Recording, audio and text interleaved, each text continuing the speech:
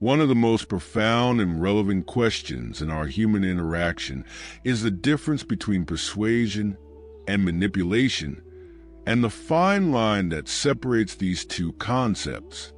Throughout history, we have witnessed how influence can be a powerful vehicle for positive change, but also how, in the wrong hands, it turns into a weapon of control.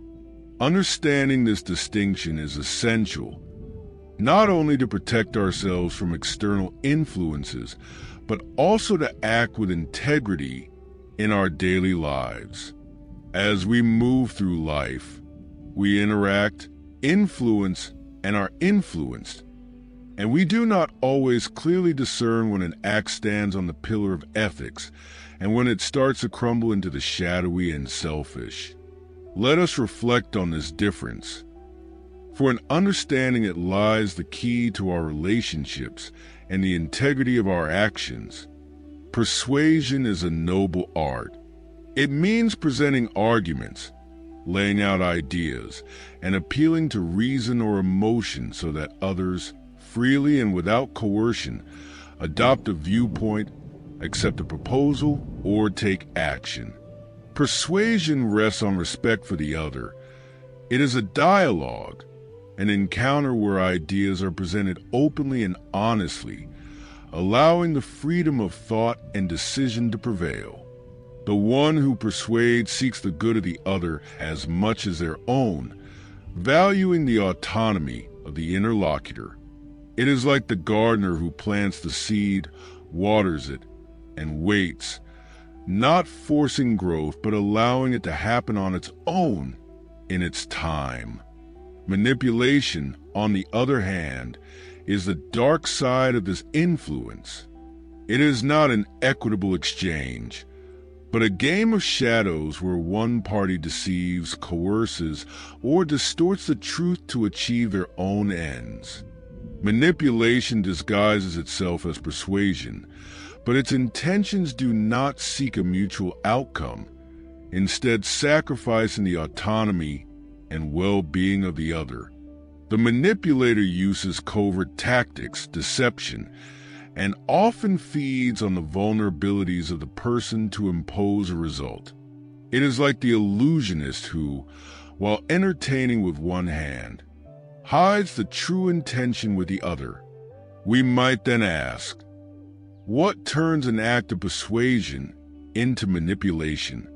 The answer, dear friends, lies in intention and transparency. When we seek to persuade, we do so from a place of respect. When we manipulate, we do so from a desire for control. Persuasion embraces the truth, while manipulation feeds on ambiguity and, at times, lies. A person who is persuaded is aware of the arguments and decides with full will. A manipulated person is led to a conclusion they would not necessarily choose if they had all the information. Manipulation also carries a moral cost. It not only deteriorates trust in relationships, but reduces the other to an object, a mere piece in a strategic game. It blurs empathy and erodes the integrity of the one practicing it. Persuasion, on the other hand, strengthens bonds as it leads to mutual understanding, to the comprehension that arises from the sincere sharing of reasons and emotions. But in our complex reality, the boundary between the two is often blurred. How many times, in the name of a greater good, do we justify the use of techniques that lead to manipulation? It is crucial to ask ourselves, am I being transparent? Am I respecting the other person's ability to choose? Does my action seek the benefit of both parties? Or am I prioritizing my interest at the other's expense? The philosopher Socrates believed that an unexamined life is not worth living. In the same way, we must examine our intentions and methods when influencing others. The act of persuading must be anchored in the pursuit of truth and respect for others, while manipulation is a shortcut that betrays these principles. Any victory achieved through manipulation is fragile and ultimately self-destructive, for the relationship born from it is tainted from the start. So, I invite you to reflect. How do we influence others in our day-to-day lives? Do we seek to convince with honesty, or do we rely on tricks that undermine the other's freedom? The answer to this question reveals not only the nature of our actions, but also the quality of our character and the depth of our humanity. In the modern world, where information is a weapon and persuasion a currency, being aware of this difference is more important than ever. May our influence always be a testament to our respect for the truth and the dignity of others, not a veil to disguise our ambition or desire for control. Because, in the end, the line that separates persuasion from manipulation not only marks how we treat others, but how we choose to be on our journey through life. Having explored the principles that differentiate persuasion from manipulation, let us now reflect on how these practices manifest in our daily lives and in the environments that shape our personal, professional, and social relationships. Understanding this distinction and its implications is more than an academic exercise. It is a commitment to the authenticity and ethics that define who we are and who we wish to become. Let us think for a moment about the professional sphere, where the line between persuasion and manipulation is often tested. In a business presentation, a leader who seeks to persuade does so with truthful data, solid arguments, and an approach that allows their audience to draw informed conclusions. They provide the necessary information for others to evaluate and decide, recognizing their intelligence and discernment. However, if that same leader chooses to distort data, omit relevant details, or play with emotions dishonestly, they are crossing the line into manipulation.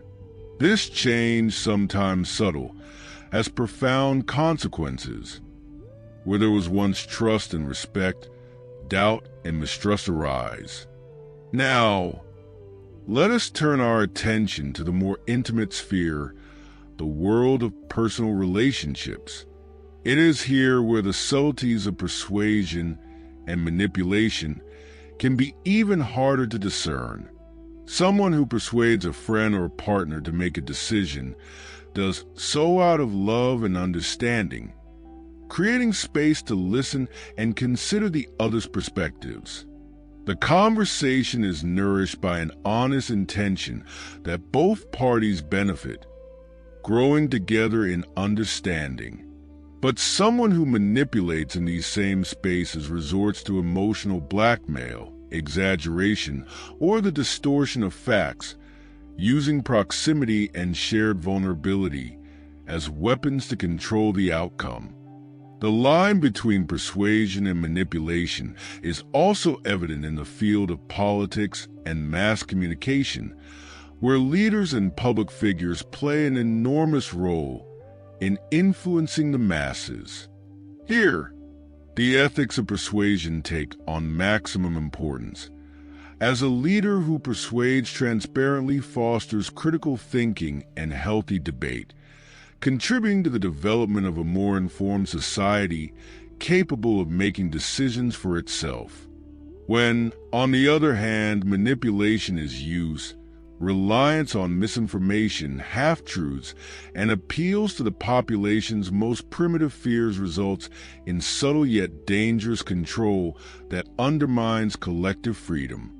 In this context, we must remember that the power of influence, whether on a small or large scale, carries an inescapable responsibility. Persuasion is a power that, when exercised with integrity, can lead to the common good and progress, but when it becomes manipulation, It leaves deep and hard-to-heal scars on people and society itself. As Aristotle said in his concept of virtue, the golden mean is key. The ability to influence must always be balanced with the virtue of honesty and respect. How, then, can we ensure we stay on the side of ethical persuasion and avoid the risks of manipulation? The answer begins with constant self-evaluation and attentive listening to others. We must question whether our intention when influencing is to build or control, whether we seek mutual well-being or simply to gain an advantage at any cost.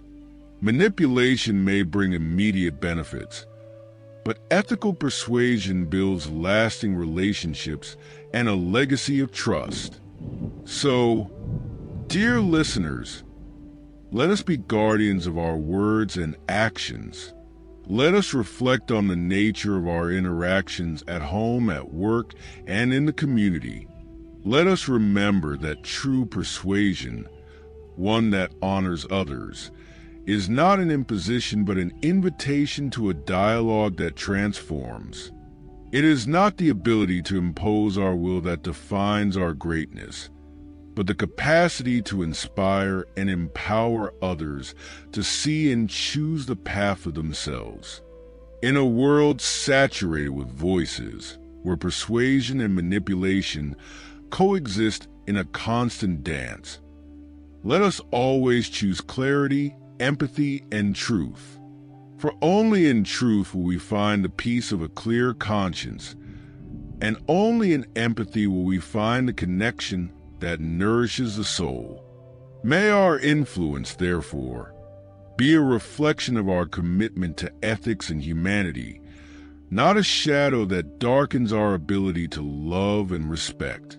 It is clear that the line separating persuasion from manipulation is not just a matter of technique, but of intention and ethics. We must remember that our actions and words leave a mark, and it is our responsibility to ensure that this mark contributes to a world where the dignity and freedom of others are respected. In each interaction, in every shared word, it is our choice to define whether we are builders of trust-based bridges or architects of traps that erode freedom. May understanding this distinction drive us to always act with honesty and respect, reflecting the humanity we seek to cultivate in ourselves and others.